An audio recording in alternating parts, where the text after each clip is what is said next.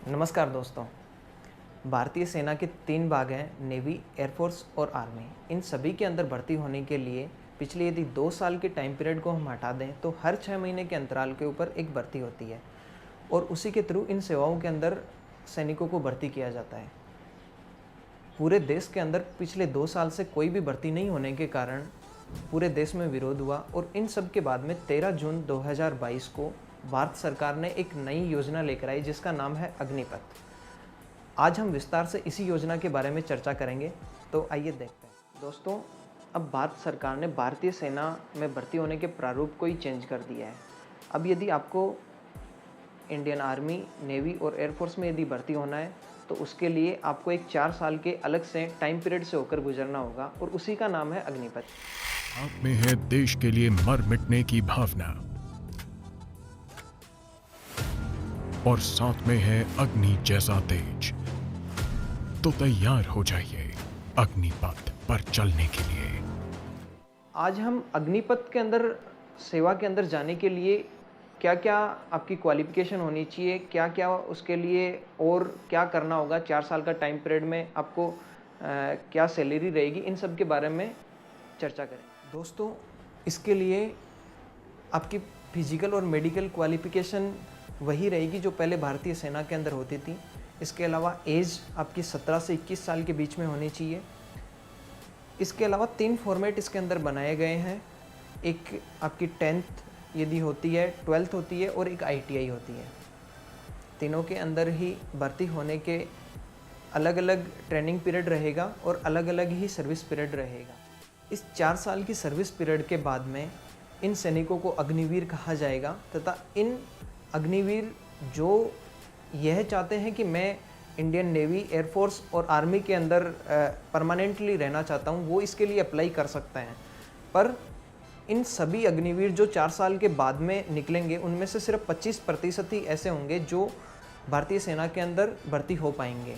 बाकी 75% को अलग से इनको एक सर्टिफिकेट दिया जाएगा, ट्रेनिंग का सर्टिफिकेट होगा और इनको अलग से प्राइवेट सेक्टर के जॉब के लिए तैयार किया जाएगा। अग्निपथ बन सकता है आपके लिए अवसर पथ।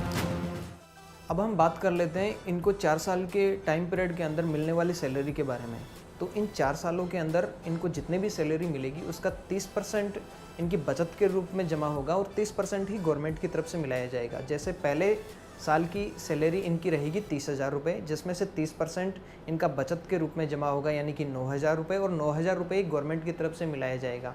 ऐसे ही दूसरे साल की जो सैलरी रहेगी वो 23,100 रुपये, तीसरे साल की जो सैलरी रहेगी वो 25,850 रुपये और चौथे साल की सैलरी रहेगी वो 28,000 रुपये। और 4 साल के सेवा काल के बाद में इनकी जो सेवानिधि के रूप में इनको 10,05,000 रुपये इनको मिलेंगे। यदि इन 4 साल की सेवा काल के दरमियान यदि इनकी डिसेबिलिटी या फिर इंजरी हो जाती है तो इनको 44 लाख रुपए तक का डिसेबिलिटी के बेस पे, कितने % डिसेबिलिटी हुई है इसके बेस पे इनको लाइफ इंश्योरेंस मिलेगा। इसके अलावा यदि इनकी 4 साल के टाइम पीरियड में यदि इनकी इन सर्विस यदि डेथ होती है तो 1 करोड़ रुपए तक का फाइनेंशियली बेनिफिट मिलेगा।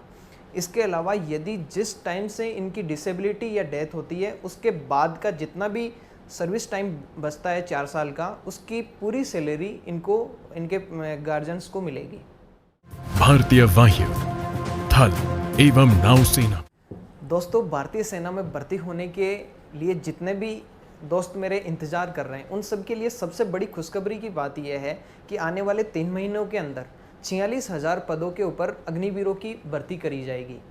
तो आप इसके लिए तैयार रहें। 4 साल के लिए सेना में भर्ती। जैसे ही रक्षा मंत्रालय ने सेना में भर्ती होने के प्रारूप को चेंज किया, वैसे इसके फेवर और अगेंस्ट में जो लोग थे उनके तर्क आना शुरू हो गए। इसके फेवर में जो लोग हैं उनका मानना यह है कि इससे भारतीय सेना की एक यूथफुल और डायनेमिक इमेज बनकर सामने आएगी, क्योंकि इससे यूथ जो सैनिक होंगे वो ज़्यादा हो जाएंगे और एक अच्छी इमेज बनकर सामने आएगी। इसके अलावा मेजर बेनिफिट इसका यह भी रहेगा क्योंकि अभी जो फाइनेंस बजट है उसका 23% हिस्सा सिर्फ पेंशन देने के अंदर चला जाता है। तो पेंशन का जो 23% हिस्सा है वो काफ़ी कम हो जाएगा और इससे इंडियन गवर्नमेंट को फाइनेंशियली भी हेल्प मिलेगी। इसके अलावा इसका सबसे एक मेजर बेनिफिट ये भी रहेगा कि इससे अनएम्प्लॉयमेंट काफ़ी कम होगा और इंडियन गवर्नमेंट को इससे एक बूस्ट मिलेगा। इन सब के अपोजिट में जाकर अब यदि हम इस योजना के जो अगेंस्ट में है उनकी यदि हम बात करें तो उनका तर्क यह है कि 4 साल के सेवा काल के बाद में जो अग्निवीर निकलेंगे वो आर्म्स के बारे में काफ़ी ट्रेंड होंगे और उनको यदि एम्प्लॉयमेंट नहीं मिलता है तो इस कंडीशन में वो टेररिज्म जो एक्टिविटीज़ है इंडिया के अंदर वो काफ़ी बढ़ जाएगी।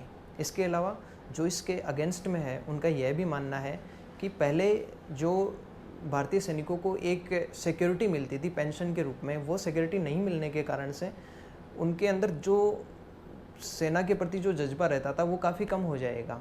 हालांकि हमेशा जज्बा ये सिर्फ पेंशन ही नहीं होता, पर एक मेजर कारण पेंशन का भी माना जाता है।